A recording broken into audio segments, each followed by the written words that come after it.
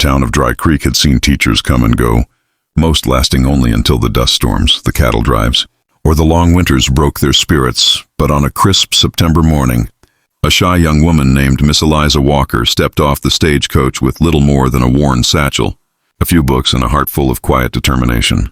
She was not the kind of woman to command attention with her voice. Indeed, she barely raised it above a whisper, but her presence carried a gentleness that made people pause. Her eyes were bright with a quiet hope, and her hands moved gracefully when she spoke, for Eliza had grown up with a brother who was deaf, and sign language had been the silent music of her childhood. On her very first day in the one-room schoolhouse, as she arranged chalk and dusted the blackboard, she noticed a little girl sitting alone in the corner, her golden curls tumbling around a pale face, her eyes wide but distant. The other children whispered that she was strange, that she never spoke, but Eliza did not believe in such cruelty. Instead, she knelt down, her hands moving in slow, careful signs. "Hello? My name is Eliza. What is yours?" The little girl's eyes widened with shock, then filled with a light Eliza had not seen before, and she raised her small hands and signed back, "Emma."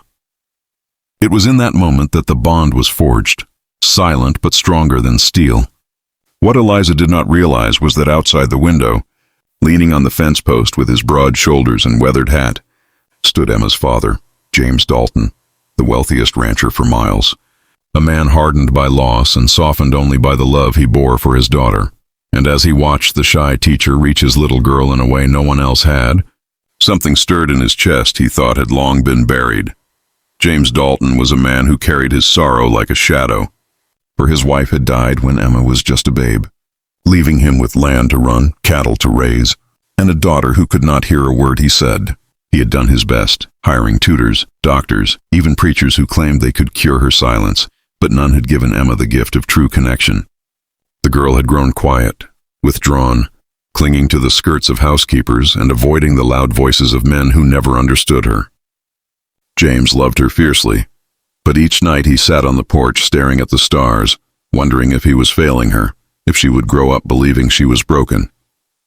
That morning when he saw Miss Walker sign to Emma, saw the way his daughter's face lit up with recognition and joy, he felt both relief and guilt, relief that someone had finally reached her, and guilt that it had not been him.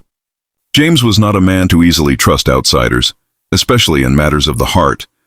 Yet he found himself walking to the schoolhouse each day under the pretense of checking Emma's progress, when in truth he longed to see that quiet teacher whose hands moved like poetry. He would stand in the doorway, his hat in his hands, his rough voice stumbling over simple words while his eyes lingered on her with a tenderness he did not mean to reveal. Eliza, shy as she was, would flush under his gaze, her cheeks warm, her voice softer still, but she never faltered in her mission to bring Emma into a world of belonging. The children began to copy her signs, laughing and learning, and soon the classroom was alive not only with words but with gestures, a harmony of voices and hands together. James began to notice his daughter's laughter ringing, not in sound but in the brightness of her eyes and the way she ran to him after lessons, her hands flying with new signs he barely understood.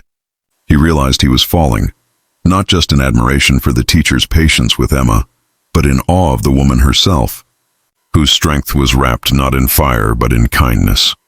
Life on the frontier was never free from trials, and one fateful week a storm swept across the plains, tearing fences, scattering cattle, and leaving the Dalton ranch in chaos. James worked day and night with his men, his hands blistered, his body worn, but what weighed on him most was Emma's terror during the thunder and lightning. The child would tremble in silence, unable to hear the storm, but feeling its violence shake the very walls, and James, for all his strength, could not calm her. He rode to the schoolhouse through the rain, desperate, and begged Eliza to come. Without hesitation, she wrapped herself in a shawl and returned with him to the ranch. There, in the flickering lamplight, she knelt before Emma, her hands moving in calm, steady signs. "You are safe. The storm will pass. I am here." Emma's breathing slowed, her tears stopped, and she clung to Eliza as if the shy teacher were her anchor in the chaos. James stood watching, his heart breaking and mending at the same time, for he realized that this woman had given his daughter more peace in one evening than he had in years.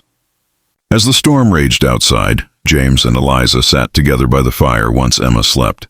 and in the silence between them was an intimacy neither had expected.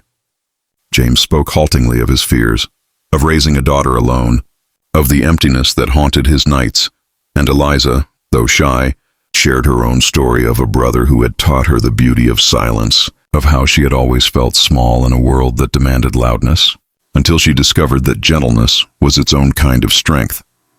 Their eyes met, not as rancher and teacher, not as rich and poor, but as two souls who had carried burdens alone for too long, and in that moment, James knew he was not only falling, he had already fallen.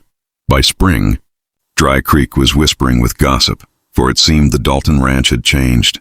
Laughter returned to its halls, flowers to its porch, and a certain shy schoolteacher was seen more often than not walking beside the rich rancher and his little girl. The townswomen speculated. The ranch hands smirked knowingly, but for James and Eliza, the world outside mattered less than the world they were building together. Emma thrived, her hands quick and graceful as she signed stories to her father, who struggled to learn but never gave up, and every mistake he made drew a soft laugh from Eliza that melted the hardness in him. One golden evening, as the sun dipped behind the hills and the prairie stretched endless before them, James led Eliza to the porch where Emma was dozing with her head in his lap. He looked at the shy teacher who had become the light of his home and, with uncharacteristic hesitation, asked, "Eliza, you gave my daughter a voice. You gave me back my hope. Will you stay? Will you be the mother she needs, and the woman I need?" Tears filled her eyes, and though words failed her lips, her hands signed the answer as clear as day. Yes. From then on, the Dalton Ranch was no longer just a place of wealth and cattle. It was a home built on the language of love, spoken in both silence and laughter. Their story spread through Dry Creek as proof that sometimes the quietest souls make the loudest difference. And sometimes love speaks not in words, but in understanding. If this story touched your heart, if it reminded you that love speaks in many languages and that even the quietest acts of kindness can change a life, then don't let this be the last tale you hear. Subscribe to our channel for more powerful Wild West stories that inspire, heal, and ignite the soul. And remember to hit that bell icon because the next story might just be the one you've been waiting for.